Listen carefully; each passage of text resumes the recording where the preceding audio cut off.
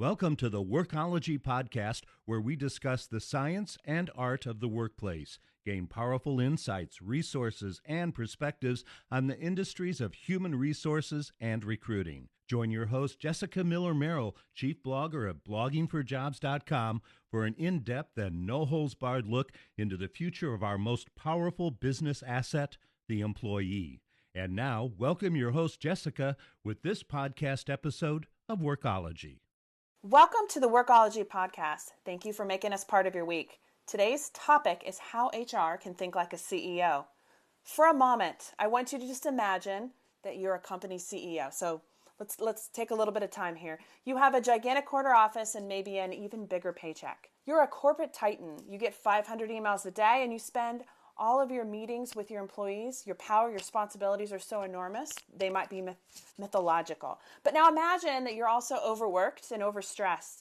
Cortisol is pumping through your body, making you very, very fat. Stakeholders, stockholders, investors, employees, they all want a piece of you. Your kids grew up and maybe you don't remember it happening. Every day, the burden of failure, the obligation of success keeps us up at night, whether we're the CEO, or a HR or recruiting leader within a company. You love it all, but you're very tired. If only someone else in the company could see things from your vantage point. Today, we're going to be talking with our guest, Libby Sartain, and she's going to kind of walk us through what life is like and how we can, as HR and talent acquisition leaders, think more like a CEO.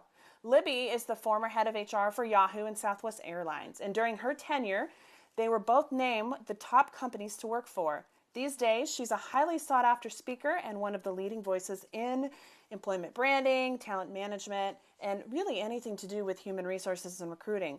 Welcome to the podcast, Libby. Thank you, Jessica. Thanks for joining us. Can you tell us a little bit more about you and maybe what you're working on or doing these days? Sure. I worked in corporate HR for more than 30 years, and during that time, I was head of HR at both Southwest Airlines and Yahoo. And they were both great companies, young companies full of energy and in very high growth mode. So that very old, very fast. At first I thought you said very old, very fat, but both could play in. It drives you when you're running. Since then, I have retired from full-time corporate life, but I actually serve on the board of directors of both Manpower and AARP, as well as the SHRM Foundation, NAHR Foundation, and several other nonprofits. And I also advise startups, which is one of the most fun things I do. So I've worked with CEOs with companies that have, 3 employees or 35,000 employees or billion-dollar companies, and kind of can relate. Well, I think that you're the perfect person to talk about this topic because you have such a wide breadth of experiences. You've worked in Silicon Valley with some of the hottest companies. You've done your time in human resources, and now you are helping grow new technologies for recruiting and HR. So it's all it's a great time to be in human resources, I think.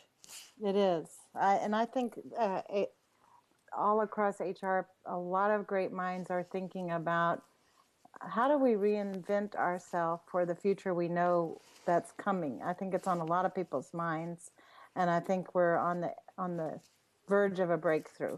I agree. And so let's talk a little bit more about how do we get in the minds of those CEOs that we might be speaking with or working alongside or has hired us on to lead. Maybe it doesn't necessarily have to be recruiting or HR. It could be any part of the organization. But how do we think like a CEO? So where do you think the missing link is between maybe human resources and recruiting and the CEO?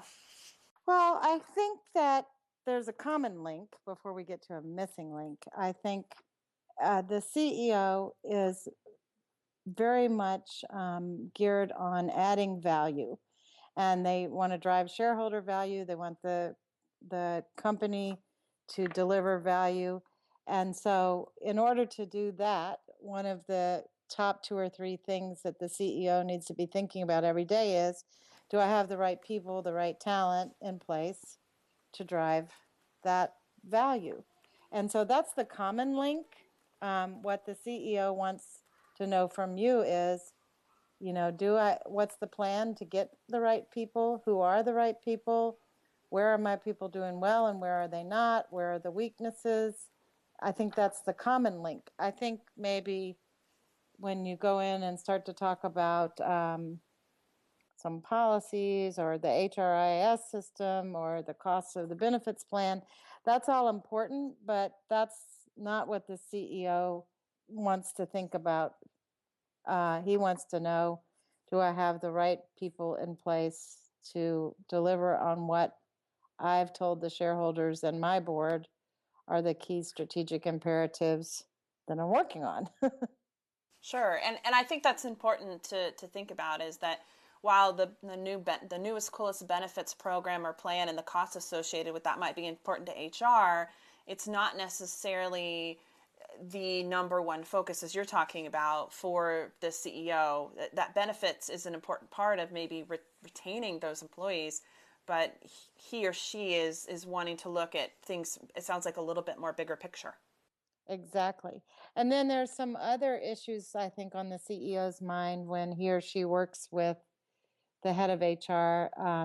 And that is sort of the dynamics of the team at the top. How are we all working together?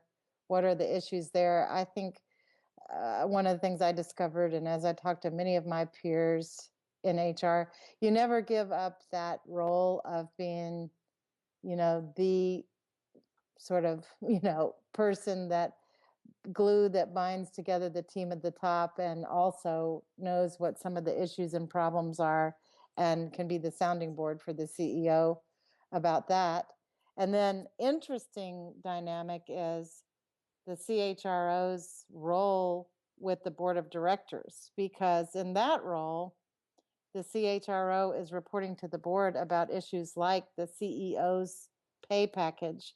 So in a way, even though you might report to the CEO, you report to the board in some matters that can create some challenging situations if you don't have a really good understanding about how that all works, and openness with both the board and the CEO to discuss your points of view. I think that's an interesting point that I hadn't often considered, is that even though the CEO is, in most cases, is the most senior leader in the organization, and for many is the boss, he's your or she's your boss too, that you're right, that you're reporting information and findings, and as you're saying, presenting things to the board of directors. Exactly. And the board's role with the HR chief is getting more and more, they're working more and more together because the board is interested in talent. Do we have the right people in place?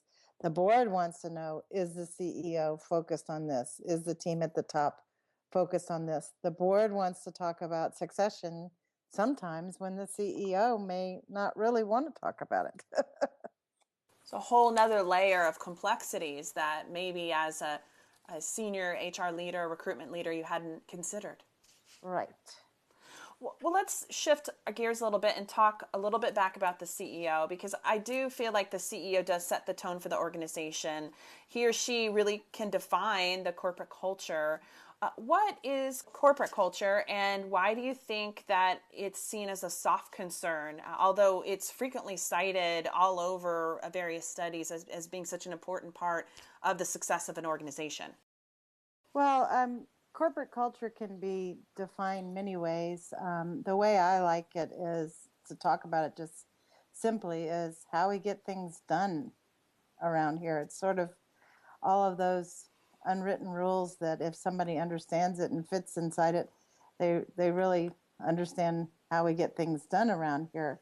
I think a lot of CEOs like to talk about it, and they feel like they can sort of edict from the top, here's what I want our culture to be, and say it in one or two speeches or corporate websites or messages to the employees and think it would be done. But there are very few companies that I know of that have really spent the time and effort to have a culture really defined actions of every employee in the company.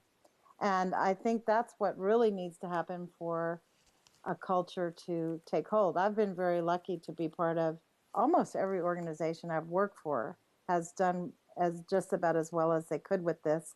And we're open to it and open to making it a priority. Now, I will say there is some good news. You said, did you say soft field or touchy-feely? I do see there are coming some better tools to measure the effect of culture, to really establish a baseline of what your culture is and move the needle. I'm working with a startup that's involved in this now, but I think a lot of great minds are thinking about it and moving toward that. I like the movement where we're taking maybe things seen as soft skills or those gut feelings that we have in the industry and putting some science and some data behind those things. And these are a lot of things that I've been thinking about. And I think that you're pointing out great things, that these new emerging HR technology companies that you're working with and others are working with are looking at growing new things. It would be nice to be able to put some data behind culture, because I feel like a lot of what people think HR does is a lot of warm and fuzzy things. Exactly, and I think we're getting there. Well, let's take a little bit of a reset here. This is Jessica Miller Merrill, and you're listening to the Workology podcast powered by Blogging for Jobs. Today's topic is how to think like a CEO with Libby Sartain. And you can connect with Libby on Twitter. It's Libby Sartain, Sartain. So let's get back to it here. I know you're an advocate of treating employees like consumers and not just employees. Or the employees are people, right? And you talk about this a lot in the many books that you've written. Do you think that this is hard for CEOs because it kind of like goes against their conventional wisdom? What do we need to do about that? Well, I think CEOs are people too. So there you go. But I feel like where you can really make the connection is when you begin to really think like the business does. And so where I've been able to help people see the light of day, and even some of the clients that I've worked with in consulting roles, is if they realize that they have a brand, they've made a brand promise to their customers, and they've established, this is the product we're going to deliver, this is the service we're going to deliver, this is how we're going to look and feel, and this is the experience that people will have when they relate with us as a company, and here's how we represent in the community. They've thought of all of these things, but none of those things can happen unless the employee themselves is delivering on that brand promise. So the way I'm able to make that connection is to say to the team at the top that you're only as good as the employee that somebody interacts with today.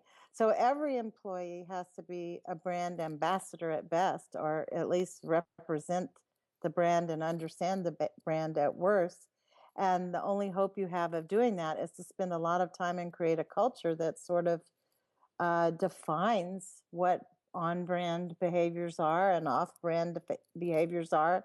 And that's not just employee behaviors, but leader behaviors as well. Well, I love that you're bringing up brand, because you are, in my mind, one of the first HR senior practitioners who's really focused on the brand and who has been talking about it. It seems like everywhere I turn, there's discussion about brand, employment branding, an employment value proposition. We've done a number of shows here on the Workology podcast about that.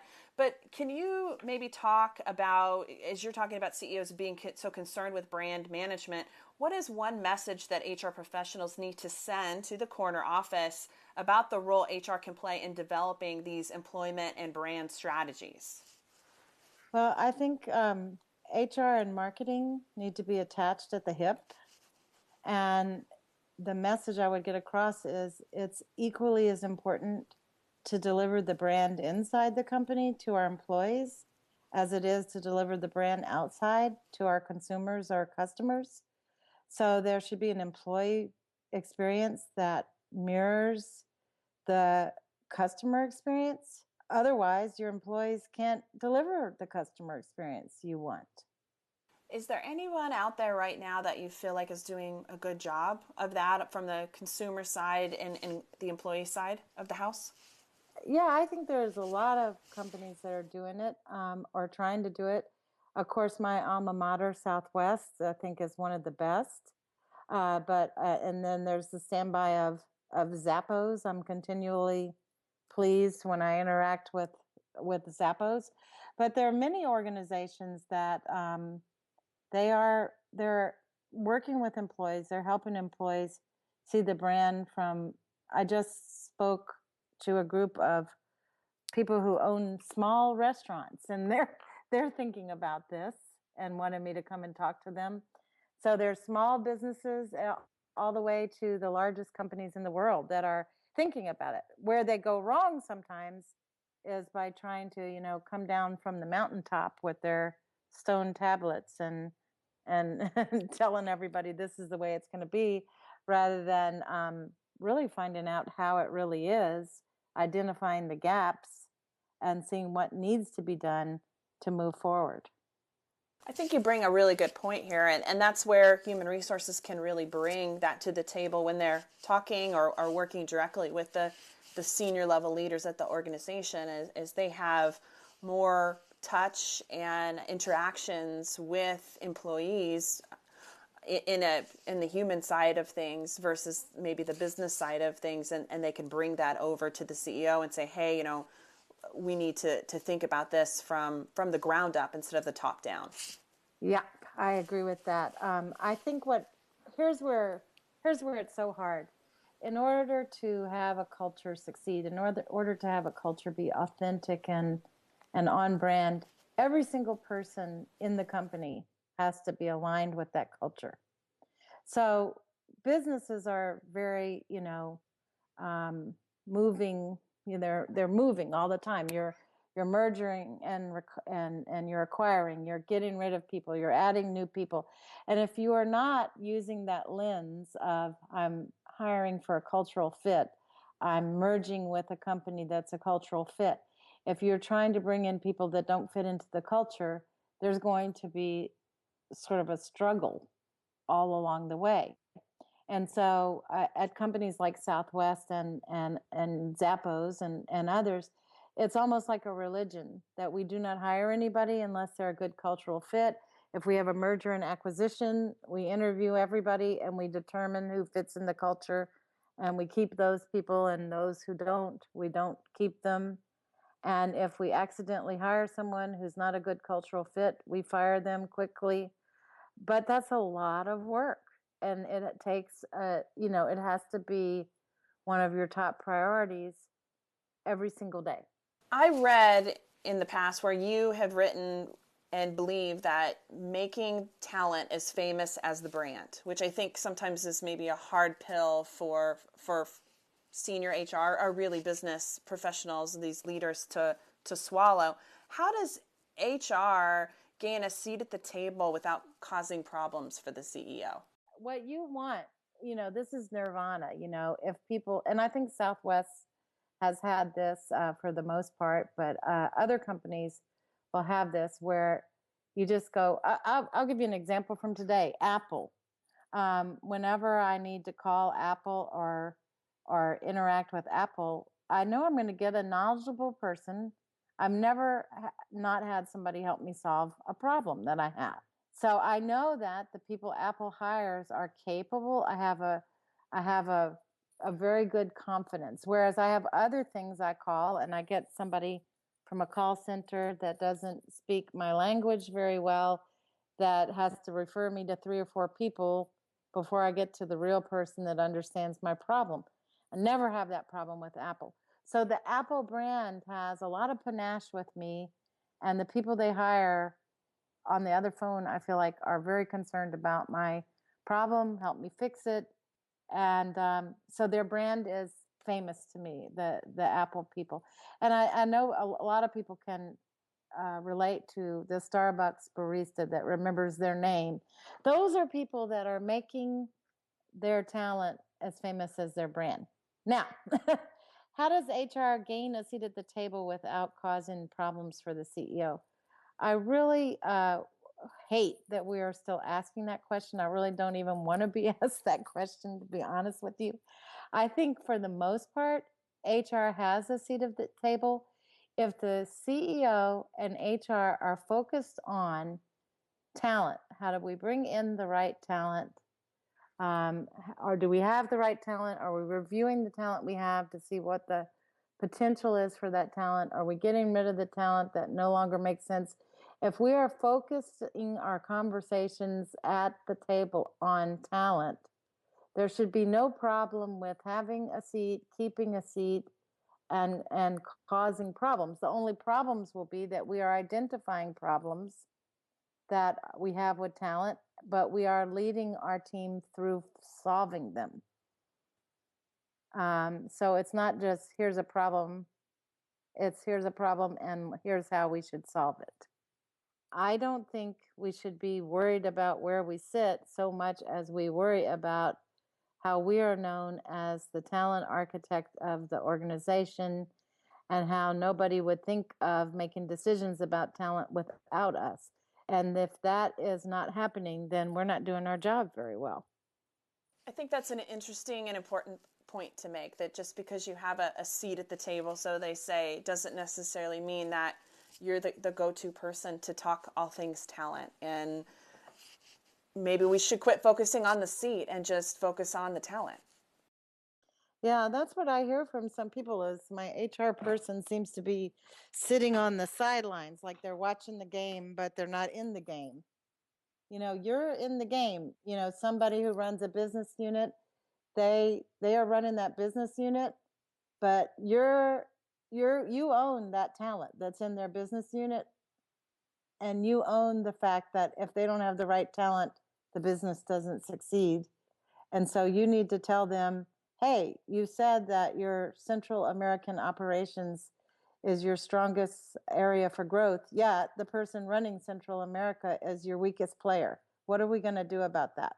How can we move that person on and find a better successor who can reach the business goals you have in mind?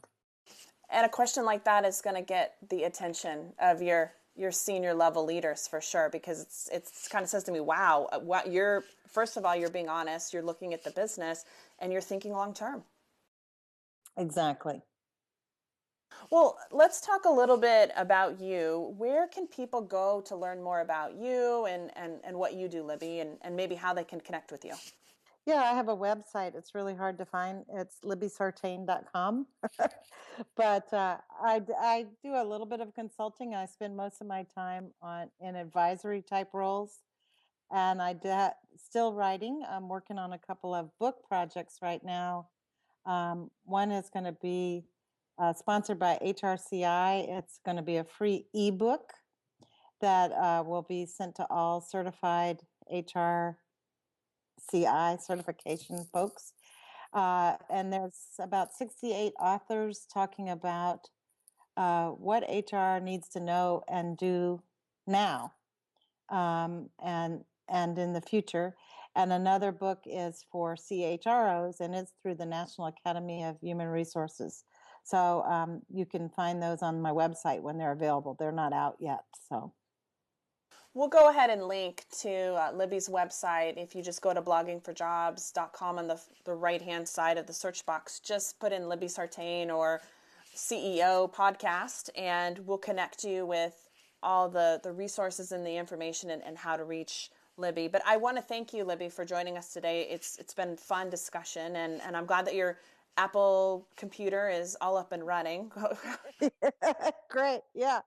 I believe it or not, I got a virus. I've never had that before, but it's cured. So. Well, there's something about technology is like you don't really know how important it is until you need it or you lose it. That's true. Well, I want to thank everyone for tuning into the Workology podcast today, hosted by me, Jessica Miller-Merrill, where we discuss the science and art of the workplace, HR, and recruitment. Until next time, you can visit Blogging for Jobs to listen to all our past episodes of the podcast. Have a great day. Production services for the Workology podcast with Jessica Miller-Merrill provided by Total Picture Media.